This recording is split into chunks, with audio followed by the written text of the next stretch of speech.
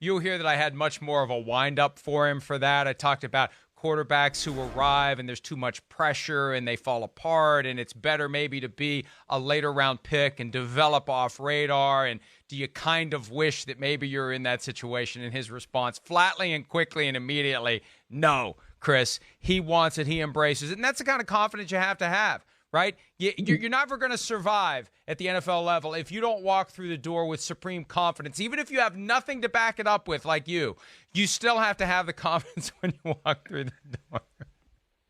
I had plenty to back it up with, but you're right. No, you do. You do. It's a very real point. It's okay. I mean, it's a very real point, though, because it's contagious through a football team, as we've talked many times. It emboldens the coaching staff. Oh, just think about if you're an offensive coordinator and you got a quarterback who's really confident and talented and thinks a lot of himself.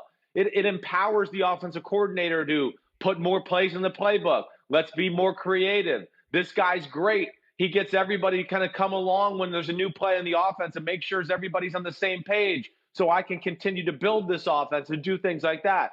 You know, the one thing I've heard about Joe Burrow, and, you know, it shows in any interview he does, he's a total professional. He's very mature and wise behind his years already.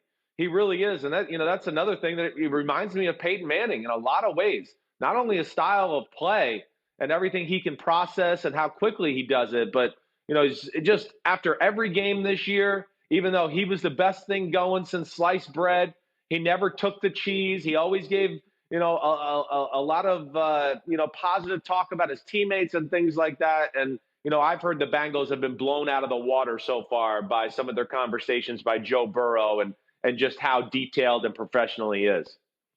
You came so close to mangling wise beyond his years and wet behind the ears. You were so close.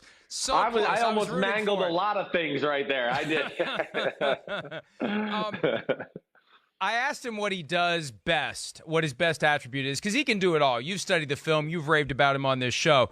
And he said his accuracy is the thing that he really prides himself on. And he was disappointed his first year at LSU after transferring from Ohio State. He had a 57.8 completion percentage, so he went back to the lab, Chris, to figure out what he was doing wrong. And one of the things he realized is when he was off platform, like we see Patrick Mahomes all the time, Joe Burrow wasn't getting his feet set before he threw the ball. And for him, he needs to get his feet set even if he's moving in the pocket or otherwise on the run outside of the pocket. And once he fixed that, the numbers went from 57.8 to 76.3% in 1 year. That is an incredible increase in accuracy. And he didn't quite double his throws, but he nearly doubled his completions from 1 year to the next. He was 219 of 379 in 2018, 402 of 527 last year. Yards per pass increased by nearly 3. Passing yards nearly doubled from 2894 to 5671. Touchdown passes went from 16 to 60 for crying out loud. And his interceptions went up by 1 from 5 to 6. So whatever he did well. And to me, that's an indication that this is a guy who will be able to self-evaluate himself, take that time that he needs in the offseason, whatever it is. He'll spot it, he'll identify it, he'll fix it, and he'll come back better, and he'll do that every year until he gets to that level of finished product. Yeah, well, he's already made me a believer that he lives this. So I'm not shocked to hear what you just said. And, you know, to your point, you know, first off, this is a guy that obviously has good work ethic.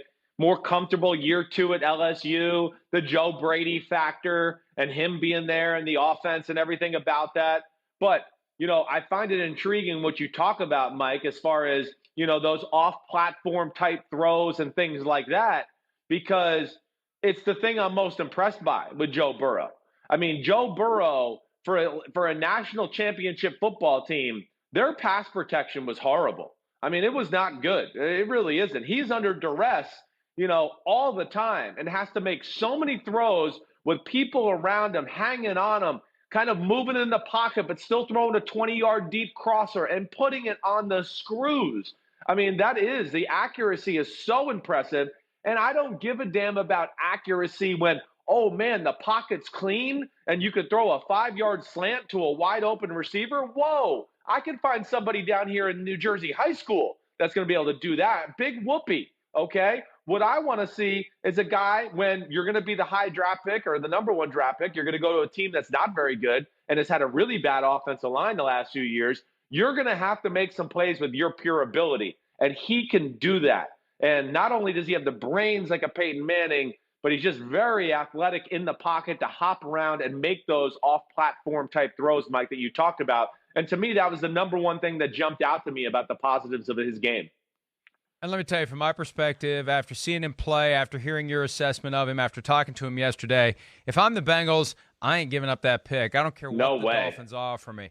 And look, that's still the one thing that could happen. No one else is in play. It's the Dolphins or the Bengals.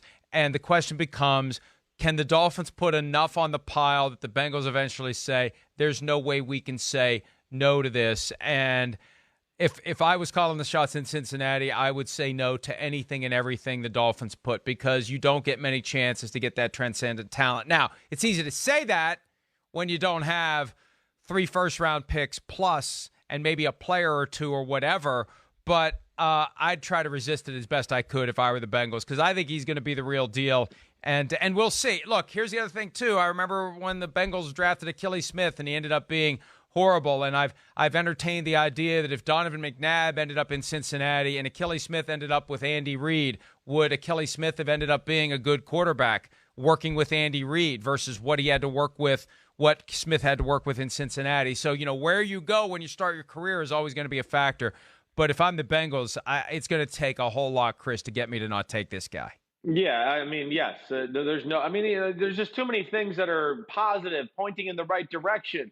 One, it sounds like the fan base in Cincinnati's behind this move. Hey, yeah, there's something to that. This kid's an Ohio kid.